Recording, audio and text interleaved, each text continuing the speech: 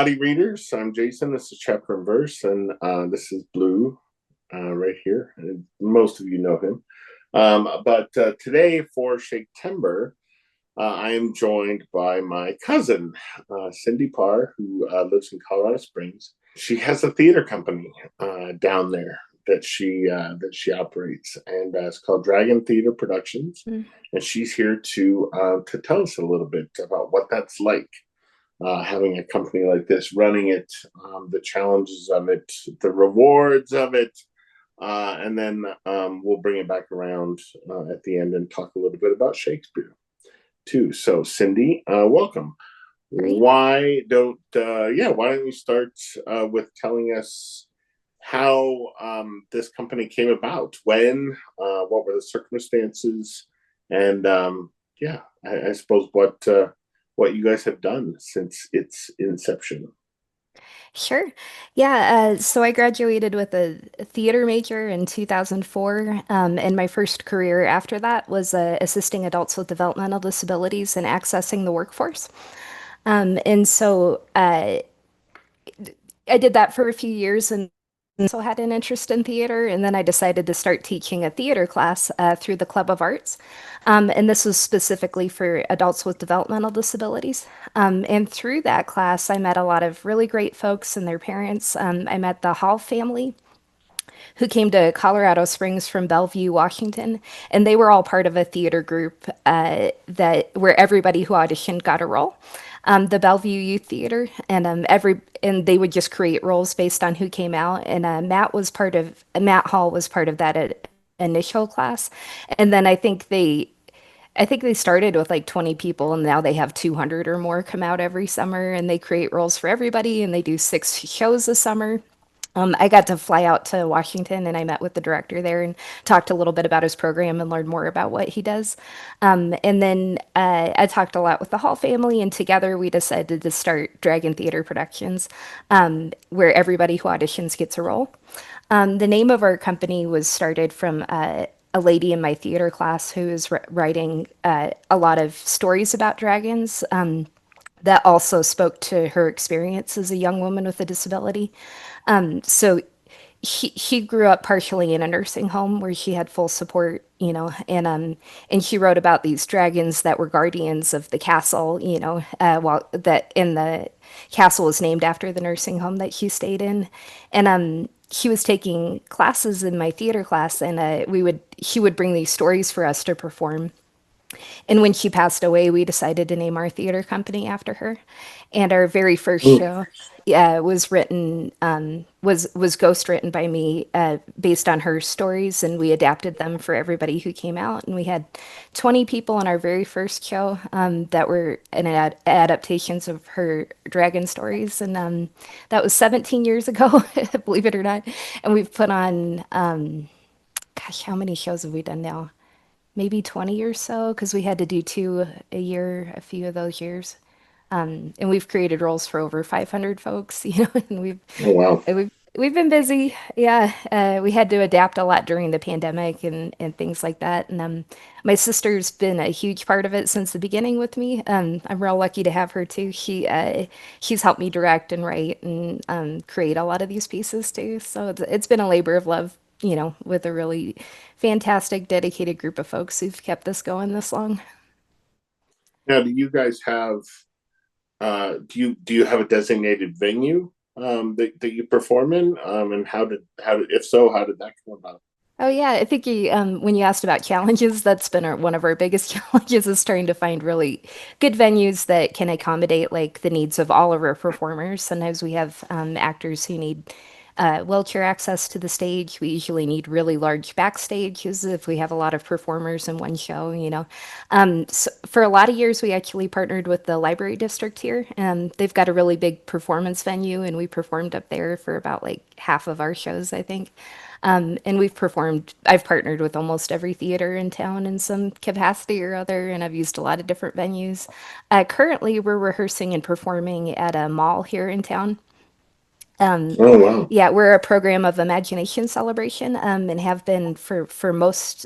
We moved from the Club of Arts to Imagination Celebration, and they've had a really fun creative space where kids can come in and like make art and participate in different things. And we've used their venue for a lot of years. And we just this year we're moving into a slightly bigger space at the mall that has a stage and stage lighting and a backstage. So we're for the first time, we get to kind of adapt the space for our own needs instead of just renting a venue and getting to, spend a week moving in and moving out and having to do a big caravan of all our props and costumes and that kind of thing. So I'm excited we're trying a different space this year. The production that you're preparing right now, what Hmm. can you tell us about it? Yeah, so our friend RP, who's been a part of Dragon Theater pretty much from the beginning too, helped write a number of our shows. And this year he wrote a really fun like detective comedy story. I'm trying to workshop some. It's like a murder mystery dinner party, but it's for kids. So I'm trying to think of different names, like maybe a snack time, nap time type mystery, where the kids are going to come in and try to help solve the crime and whatever. And he's got really cute, like there's a stolen heart and somebody had their thunder stolen, and just a lot of really fun jokes and puns all the way through it. And we're working. So we had the auditions. 2 weeks ago, and we had 16 people audition. And because of how we operate with Dragon Theater, it's not just having a play and then plugging people into it. We really focus on who comes out in auditions, and then we try to really match the role to the person, which is why we like working with original scripts so we can adapt the roles for the people who come out. So my sister and I are doing a lot of work this weekend on just going through each person who auditioned and making sure they have a really fun part, and changing kind of roles as needed. If we have like siblings who come on audition together, we can put them in the same scenes. If it's a whole family that needs to come on certain days for schedule, we can adapt around that too. And so it's a lot of work these 2 weeks, and then we'll bring the cast in next week where they can get to see what parts they're playing. Yeah. So they don't know yet. Nope. They Yeah. don't know. Okay, I'm gotcha. getting a lot of calls from people who are very excited to find out, but they have to wait still. So, So you guys you don't you don't always um stage original plays written for that. Sometimes you bring in classic material, correct? Um, yeah, we usually adapt those ourselves if we do classical. So we try to pick things that are specifically royalty free, already on Project Gutenberg or something where we can yeah, kind yeah, of, yeah. yeah. So yeah, we have done a lot of fairy tales. We've done Alice in Wonderland, Wizard of Oz. Um, the fun thing with Alice in Wonderland, we had so many people audition that year that we split it into Alice in Wonderland and Alice Through the Looking Glass, and did those shows in tandem. So we put like half the cast in one show and half in the other, and then that gave us more people who could play Alice and the other characters. We also adapted that one, so when she gets bigger or smaller, she turned into a different Alice. So we had a few more That's parts for cool. folks. Yeah, and that's the fun part when we can really control the script. We can adapt for who comes out easier that way. Yeah, Wizard of Oz, we did the same thing where we had and RP adapted that one for us too, where we did Wizard of Oz as one show, and then we did all of the sequels kind of condensed into the second show. And a lot of people aren't super aware of how fun all those sequels are. So it was really fun to get to stage that and have a lot of throwbacks to additional stories. So, well, and you guys have done Peter Pan, correct? A yeah, we've version of done. Peter Pan. So I was talking with my coworker about this yesterday. We were talking a little bit about your company, and and I find myself he was he used to be an actor a long time ago, Oh, yeah. and and he was talking about how difficult Peter Pan is to stage because of the flying. And so I thought I would ask you, when you did that, how, because flying notoriously in the theater is a difficult thing. I mean, this is part of why Julie Taymor's Spider-Man production on Broadway just didn't happen, because there were so many injuries and there were so many issues with the flying, with the wire work. So I'm just curious, how did you guys manage that with Peter Pan? Yeah, now I'm wishing my sister had was able to join. She helped direct and she helped figure out the tech for that particular piece. But she worked with a good friend of hers, Ben and Bob. part of our show, and created like these really fun window pieces, where the windows could kind of detach. So you have the kids in the bed, and then behind them these windows, and then they were kind of jumping out of the window, just like looking like they were flying up without flying around or anything. But it was kind of enough to give that little bit of a. And I feel like we might have done like a shadow puppet effect or something too, where you just assume they're out flying, up and around. But Oh yeah, yeah, we yeah. just kept it really simple. And that one we were doing in tandem with a play I wrote, so we needed the set to kind of match for both. So we just kind of had, and mine had some projection effects in my play, so we were able to kind of double that up for her show too. So So yeah, it's she did a great job on that. more a question of illusion, Uh-huh. I Yeah. suppose, with that. Yeah. You mentioned shadow puppet work. I mean, Hmm. that's another thing that you do Hmm. is puppetry, and you're sort of known for your puppetry in that corner of the West down there. And so I'm curious, how often does your work with puppets find its way into the productions, or does it? So my main role with Dragon Theater is kind of producing, so it's helping make sure all the pieces are moving in together. And I there's always things I want to do with it that sometimes I run out of time and just really have to delegate to somebody else. So we have had puppetry in the show. RP also helped lead a puppet workshop we had for Connecticut Kid in King Arthur's Court. He had all the kids make these really fun like guard puppets. I also do some magic, and I helped with the effect on the witch when she gets melted by the water. I used an old Mm. magic trick I kind of had in stock, and we were able to make the witch kind of disappear. Yeah, so like a lot of my pieces, usually whatever I have in the house ends up in the show at some point or another. Um, and we have done some puppetry work. My friend Katie Williams, I do a lot of puppetry with, and she's really known. She's on the board of the Puppeteers of America, and she's kind of involved internationally in a lot of stuff. But she taught a puppet workshop for us for a play we did during right after the pandemic. And the concept of the show, this theater company was from, we'll pretend like 1920 is coming back together kind of after that pandemic and trying to put the show back on together and trying to bring everybody. But they've lost all the pieces of their show. They no longer have a lion. They no longer have, all these pieces of the circus, that they had together. So they're kind of pantomiming a play. So that's what we did for our show, was like doing like a big pantomime of a circus, saying that we lost everything. We're kind of starting to put it back together. We'll pretend we've got these horses we're doing like tricks on and different things. And so Katie put together putting this giant lion from found materials. So, we had a big ball and that was the head, and we had these mops and those are the like feet. And, it was just like 8 people who put this like whole lion together just from stuff that they found around on the ground. And that was probably my favorite puppetry piece we got to do in Dragon Theater.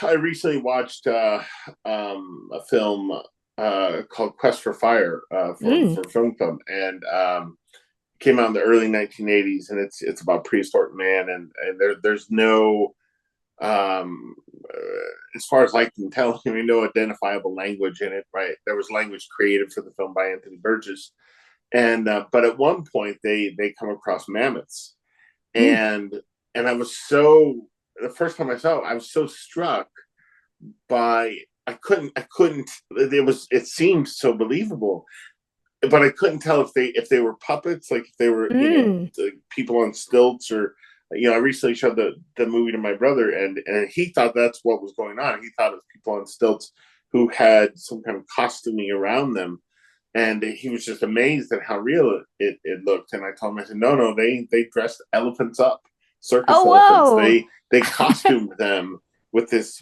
fake fur, and it's just, yeah, it's so persuasive. Oh, how But fun. yeah, but you can't tell really.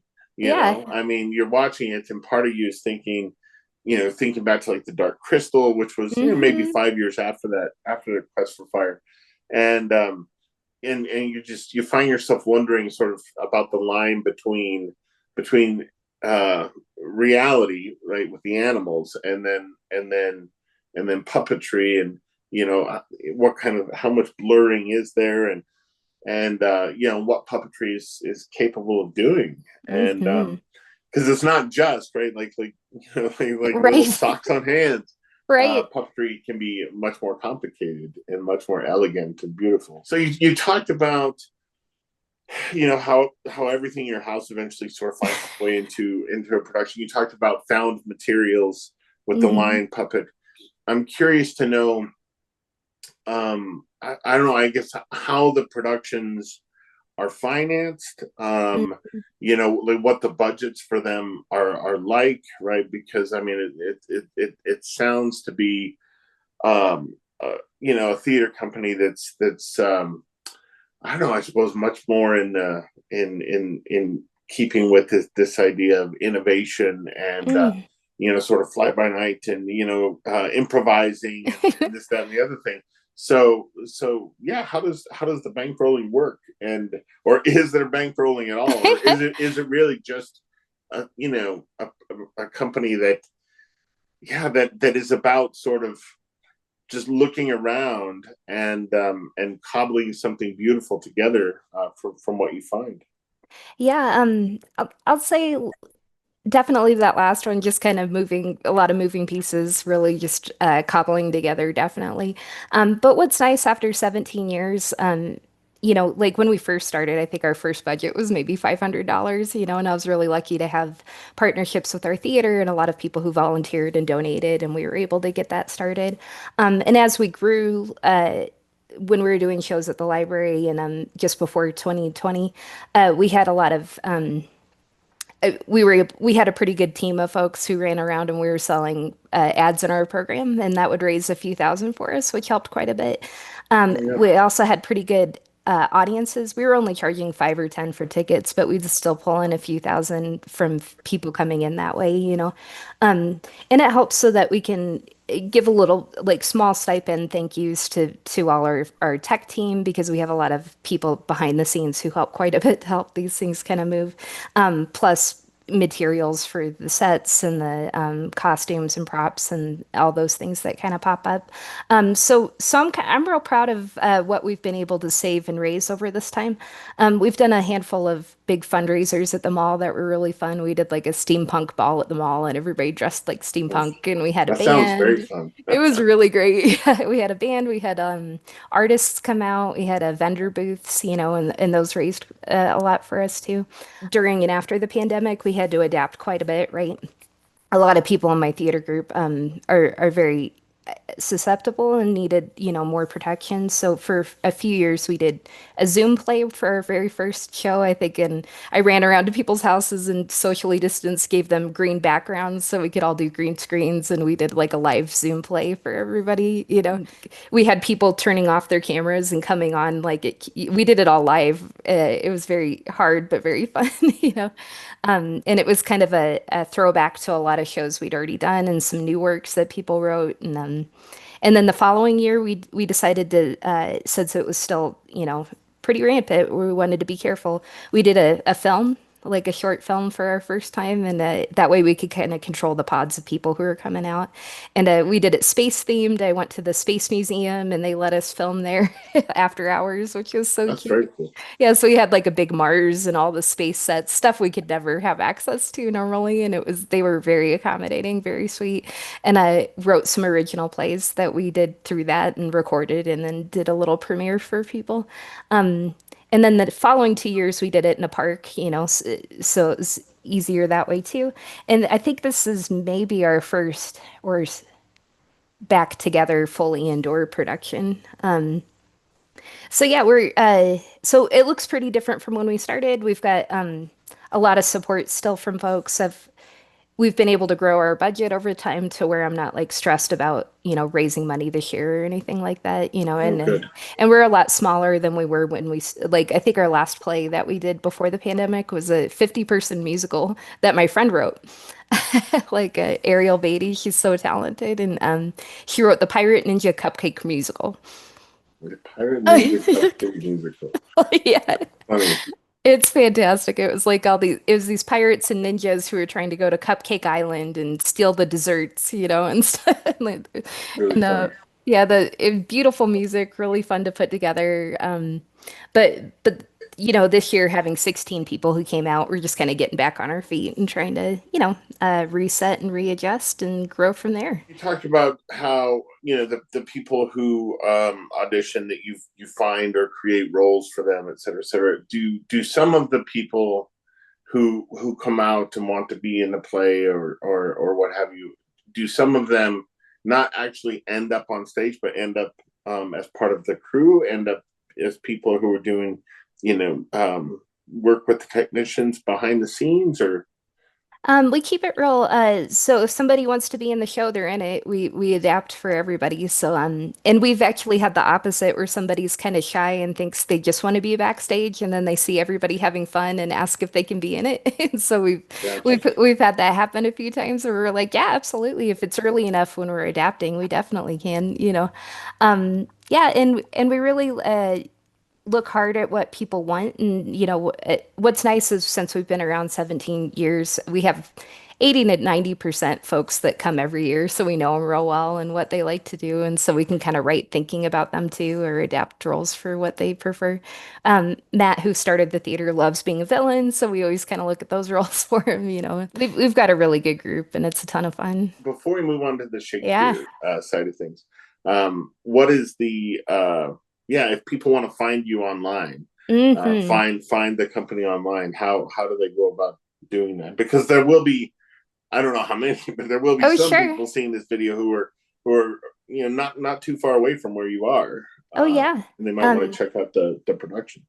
I'll say I keep Facebook the most updated for Dragon Theater, so you can look at Dragon Theater with an RE because we're fancy, productions, and find us there. I put a lot of links to videos, and you can kind of see our past shows and things that way. We've got almost everything we've done somewhere online. We've got the library district sometimes puts it on their channel, and you can see us on TV, and they've been real amazing to work with too. So yeah, but Dragon Theater Productions on Facebook. So I'm curious, because I mean, I know, thinking back on my own life, and this is maybe something I've talked about on my channel before, but I can remember when I can remember my first kind of exposure to Shakespeare, or when it sort of entered into my consciousness. Right. I mean, I think I was in third grade, and we had an assignment. You'll love this because it's a Yeah. puppet thing. So we had an assignment where everybody in the class had to make a puppet of a famous historical person, Mm. and they were made out of this. I don't know. It was like this hard, kind of like what Manila folders are made out of, like folders Mm. that you put in a filing cabinet drawer. So that thick material, and we would cut the limbs out of the person, and then we would like pop rivet them Oh together yeah, so that yeah. they kind of We still dangled do like it that. that way. Exactly. Yeah. Yeah, Yeah. and then we had to color them in. And I remember a guy I was friends with at the time. He made a Jacques Cousteau puppet, and I made a William Shakespeare puppet, Oh, right, fun. in third grade. But I'm curious to know what, if any, role Shakespeare played in your love of theater, Mm. your wanting to kind of get involved with this, as something sort of part and parcel with your life. Yeah. Yeah.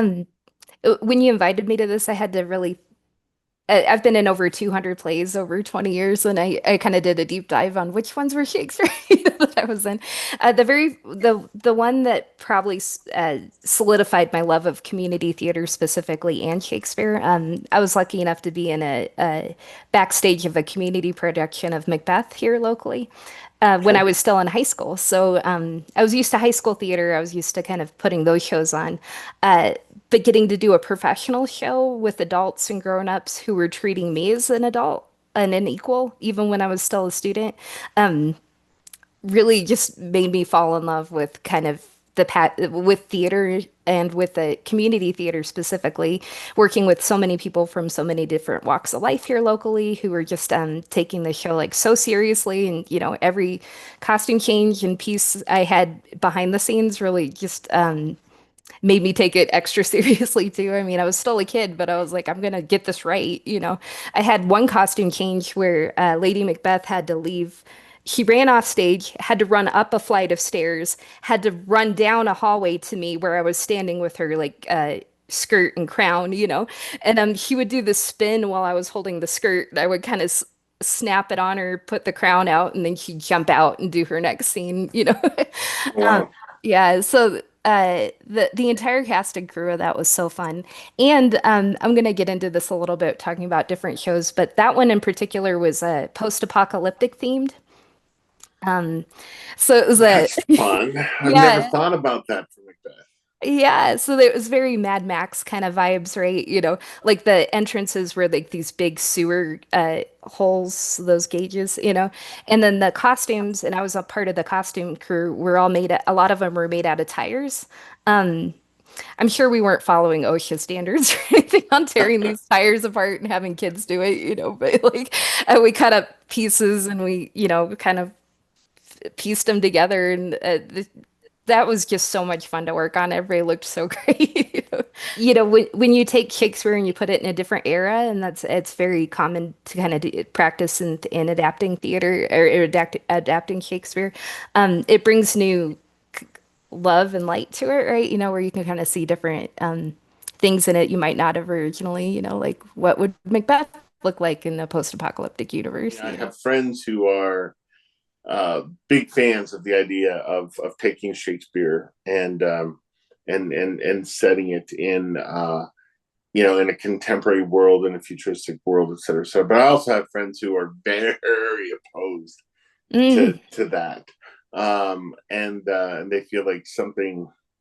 I don't know. I think that those friends. I don't have an issue with it myself, but I think that some of the people I've known over the years who are opposed to that maybe feel like I don't know the text becomes secondary to the mm, idea of the new environment or the new milieu, sure. and which I suppose can happen.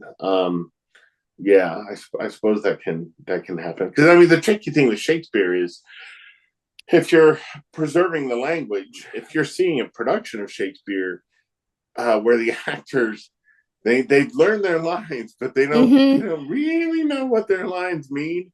You're Sure. not going to know what the lines mean. No Hmm. matter it doesn't matter if they make no mistakes, et cetera, et cetera. If the actors don't know what they're saying, you're not going to know what they're saying. I mean, and I've seen productions like that where I was, and sometimes it's a play I know very well, but I'm Hmm. I'm watching it and I'm just like I don't know what the Oh, hell sure. what is going on. Absolutely. Um, Yeah. but when they do know what they're saying and they've put Hmm. that much time into it and really digging in and really putting their little like they're climbing a rock wall, right? They've got their footholds and in the text and yeah, in cases like that it's just man, it's just thrilling. Like Yeah. it's absolutely thrilling. I got to stage manage Two Gentlemen of Verona that Caitlin Lowens adapted and a stage for Theater Works. It was called Two Gents and it was an 80s theme. It was really fun. So the background, everything was real bright and colorful and all those kind of Lisa Frank aesthetic. But what she did with her actors to try to really help make sure that everybody really did know what they were saying every moment of this production is she focused on most of the rehearsals doing a process called actioning. I don't know if you've heard that term. No, I haven't. So you're doing your rehearsal, but you're stating what you're doing in that moment. Like, I'm trying to convince you to come with me, or and they'll say these lines instead of the text, so that they're really like in the bones of what am I actually doing in this moment. Yeah. I wonder how common that is Yeah, because that sounds like a really useful tool. I'm sure it is. I'm not sure how many. Yeah, I guess that was the first time I actually had seen it, and I've been in a lot of shows too. So yeah, it's one I'm going to keep in my toolbox if I get a direct Shakespeare again. So, I have to ask you what your favorite Shakespeare play is, hmm and why. there's so many. There's so many I love too. Sorry I, to put you on the no, spot. it's okay. Um, Probably The Tempest. Um, That's my favorite. is that yeah? Yeah, it's my favorite Shakespeare Like play. it's It's my it's favorite play. Period. yeah. Is that right? Yeah, that's a great. I just love the fantasy aspect of it and the kind of the deeper, it feels very different from a lot of the other plays, right? I got to make a puppet for that one actually. I made the Ariel puppet for a local production. Nice. Yeah, Oh, cool. and I did Caliban's kind of mask thing too. It was a fun, yeah. I got to see that one performed from the Boulder Shakespeare Company, and they had a really phenomenal like aerial rig where Ariel comes down on floats above the, and it was an outdoor production too, so the storms were happening almost on cue, like the actual literal like sky. It was on lightning in the distance and a little bit of rain, and then that kind of rolled out and the actual and I was like, man, the sky's totally following their cues, which is great. So I have to ask, what year was that? Because Oh, Kelly and I, my wife and I, oh yeah. so we went. I think it was 2004. We went down to see the Tempest at the Colorado Shakespeare Festival, and it was Oh, in the outdoor theater, and it rained. We had to wait like an hour to get in because the rain was so bad, yeah. and we only got to see about 5 minutes of the performance before they canceled it because it was just too dangerous for the actors. So Oh. I'm just curious if it was the same year or I think it must have been 2015 because we took our okay. my nephew and he was maybe 2 or 3 when he saw it, I think. So Okay. yeah. Gotcha. And they're doing it this year too. I It saw seems that like too. The Tempest is one that they come back to again and again. Yeah. Must be a lot of Um, people's favorite. well, yeah, I oh my God, I've read it so many times, and I've only seen it in its entirety, a performance of it in its entirety once, and that Mm. was like a traveling. It was when we lived up in Montana, and there was like a traveling Shakespeare group, and they came through and did like Shakespeare in the Park each year, and they did the Tempest one year, and it was all right. I mean, there's a line in the play that's kind of funny, where one of the characters refers to how Prospero thinks of Miranda as his non-pareil, and Mm. non-pareil, like we think of non-pareils now, they're like the little candies that go on cookies, Oh and yeah. but yeah, the way the actor delivered the line, he said, "Oh, she says non-pareil," and the actor delivered the line in such a way that he the character didn't know what the hell that meant. He thought it Yeah. was kind of ridiculous or silly, and it was very funny. He got a laugh out of the crowd. Also love Macbeth since that was one of the first ones I'd been in, King Lear's really great. Titus Andronicus, I've seen some really great productions. I love Titus Andronicus too. I Yeah. have taught many times, well, not like many times, but a few times. I have taught Titus Andronicus and The Tempest together. I just find those two plays interesting as a pair because one comes at the beginning of his career, one comes at the very end of his career. Mm. One is about vengeance, the other is about forgiveness, Hmm. and I just think that they pair in a very interesting way. They're just talking to each other in a very interesting way. Oh yeah. That would be really fun to study together, I And think. the most famous version of The Tempest we have on film was directed by Julie Taymor, Mm. who early in her career very famously did a stage production of Titus Andronicus. That's right. And so, Yeah. well, she did the film, which was based on her stage production. Mm. And so I think even Julie Taymor has always kind of thought of those plays as a kind of couple or pair, like a Oh, matched fun. set. But uh, but yeah. Yeah. That's fun. My good friend Julie's actually on tour with Julie Taymor's The Lion King right now too. Oh, Yeah, she's doing puppetry for them. So, yeah. Speaking of puppetry, right? Yeah. I never got to see the Lion King on the stage. So, but I've It's seen like most of us, I've seen footage of it, and oh yeah. yeah, it's pretty extraordinary. Julie, I It's love Julie Taymor. hmm I know people. Yeah, one of my good friends. We'll just say he's not a Julie Taymor fan, Oh but sure. um, but I just I think that she's one of the few true visionaries, I think, of stage and screen, and Hmm. um, and it's been very maybe since the Spider-Man debacle. I feel like it's been more and more difficult for her to get her projects financed, to Mm. get people to to get the the people who sign the checks interested in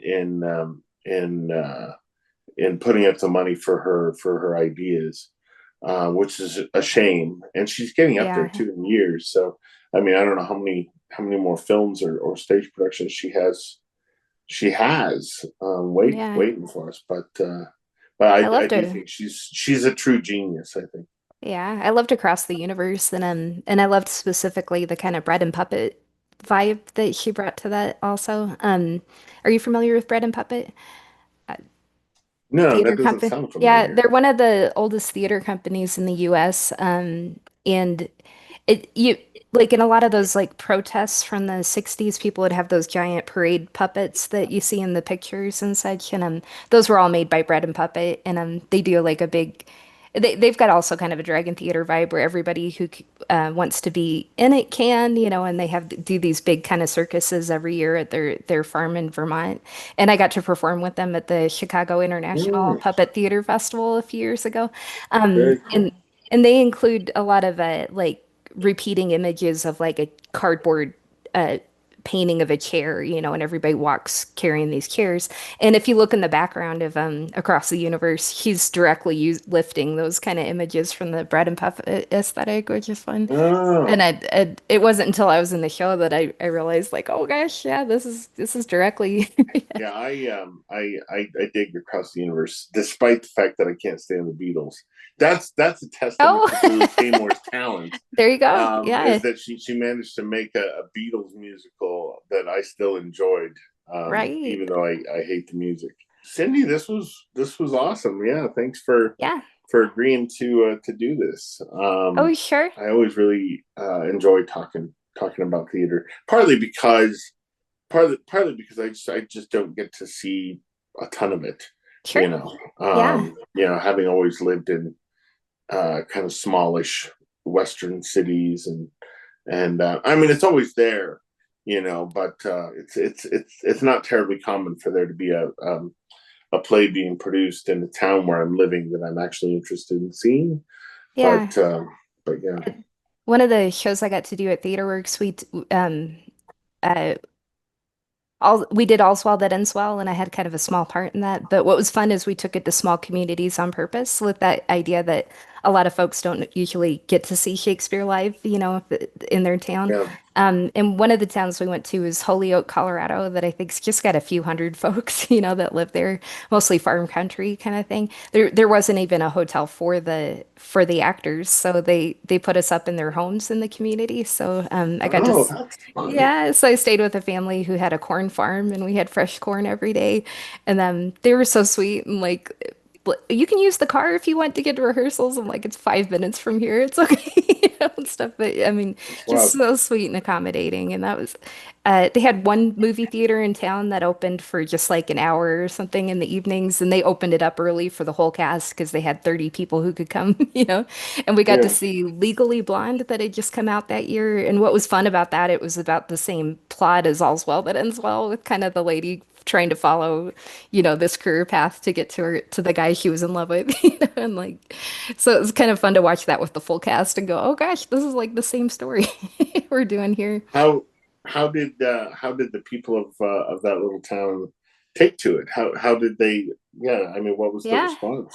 Oh, we had full houses every night and they loved it, and what was fun with it being a small town, you could talk about the play with everybody afterwards. And, we did it in a field, brought a tent, we had horses neighing in the background the whole time we're performing. All right. Yeah. Well, Yeah, yeah, we'll wrap this up, and sure. I've got yeah, a thanks. few I've got a few Oh, pictures to share too, oh, but goodness yeah, gracious! Yeah, yeah. I forgot all about the pictures. Oh I yeah. deliberately got on early so I could figure out How how to did you? make this possible. Yeah, yeah, Yeah, yeah. Can you see this okay? yeah, Great. yeah. Yeah, so this is the me performing at the Rocky Mountain Puppet Guild. I've been the MC for a lot of years, but this one we performed at the Denver Performing Arts Complex. They gave us a space kind of in the under the Ellie Calkins Opera House, and we got to do like short form theater, and we did a lot of puppetry and different things for that. So, this one is a show I directed for a middle school, and we did an adaptation of Hamlet and zombies. So it's like Hamlet, but there's zombies, a little bit like Pride It's and very Prejudice. moody. Very moody. Yeah, I like And that. I feel like that kind of helped with especially that age of kids, trying to tackle Shakespeare, they were nailing the language. They were memorizing these huge monologues and performing them really well. And Wow. then learning fight choreography on top of that to tackle all the zombies in the background, So there's just really fun parts for every kid who's in this. This one was the 80s Two Gentlemen of Verona we did. I was the stage manager for that. That's a little bit, we took it to parks. Same idea where people might not go out to theater, but we wanted to go to communities and kind of show different they adapted this just to be an hour-long fun outdoor play. Yeah, she did a great job on that. This one was a pandemic sofa Shakespeare play I did. So did you hear about Sofa Shakespeare, that project at all? No, no. Okay, so they when the pandemic started, they started this project where any actor who wanted to be in this project could, and they would assign you a page of dialogue, and then they edited together all full plays performed by thousands of people who had just like a page of dialogue to perform in their house. So this is me in front of my shower curtain doing some puppetry from Midsummer Night's Dream with my hands. Wonderful. Yeah, and that's Julius Caesar. I did that one too. I got on the cover of their little YouTube video. If you've got some time and want to see like some really ridiculous kind of bored actor shenanigans, check out Sofa Shakespeare. Um, the Okay. this is the Ariel puppet I made. It's a packing tape ghost, and then the actor wore it kind of above and over. And I'll show some better pictures of that from the show. Oh, that's cool. Yeah, and what's fun, it was on a remote, so the colors could kind of change with the mood of the piece. And this particular adaptation of Tempest had six actors performing all of the parts, and whoever was playing Ariel at the time would just pass over the backpack and start performing. Gotcha. But you can kind of see a little bit better here how the backpack rig worked, and yeah. I had an action figure when I was a kid, and I think it was based on a comic book, but I never had any of the comics in it. But the action figure was called Crystar, Oh, and okay. his he was meant to be made of crystal, and his body was kind of translucent and blue. And yeah, this reminds me very much of my old Crystar action figure. I Remember loved that? that toy. Yeah. I absolutely loved that toy. Oh, that's fun. Yeah, this one's if anybody wants to make it, it's kind of easy to f find online. They call them packing tape ghosts. So you can take a mannequin and kind of cover it and saran wrap, and then you take packing tape and wrap it around, and then you cut it off, and you've got a piece. So not a lot of people animate it kind of like I have. Like I don't know if I've seen puppet versions of this very often, but I love light up pieces on stage, and I do a lot of puppetry that kind of has that LED feature. So I had one book recommendation for your book talk. I don't know if you know this one, Interred with Their Bones. Yeah, I used to own that. I don't Did think I you? do anymore Yeah. though. I never got around to reading it. Oh, it's one of my favorites. I tell Yeah, everybody. By Jennifer yeah, Lee very good. Carroll. So it's reads a little like a Da Vinci Code, but specific to Shakespeare. So it's Okay, kind of like got that murder mystery vibe, but she's definitely using a lot of her own personal knowledge of Shakespeare throughout. So I learned a lot about Shakespeare by reading it and really loved it. So Turn with their bones. Yeah, yeah. I don't yeah, know what I ever did with that book. yeah, I do that sometimes, right? I mean, having lived the number of years that I've lived oh there, yeah, I sometimes will get rid of a book or a DVD or a CD, and then 10 years later, I'll be like, can't "Why the find. hell did I get rid of Yeah, that?" yeah. You I know? found I got Yeah, this and in I a little can't free remember why. library. Oh, little free So libraries are it the might have been best. from you. You gave it away, and then I got it. Yeah, they're the best. We have one that's right around the corner from our house, in the yard of a family who, based on the yard signs that they put in their yard, they're like very, very, very conservative, like Oh, crazy conservative. mm-hmm. And yeah, and I always feel like we should get a bunch of LGBTQ themed novels and stuff, and just Mm. go and like Put it just in there. flood Yeah, their little free library that'd be great. with liberal reading material. Well, cool. Awesome. Thank you. Thanks, This Cindy, was fun. for hopping on, and Yeah. yeah, hopefully a few people in the Colorado area will see this video and be like, yeah, I'm Yeah. gonna go check out what they do. So Sure. Come um, audition. Come be in a play. Yeah. Yeah, yeah, you never know. So, All right. all right. I Awesome. will, yeah, I'll talk to you again soon.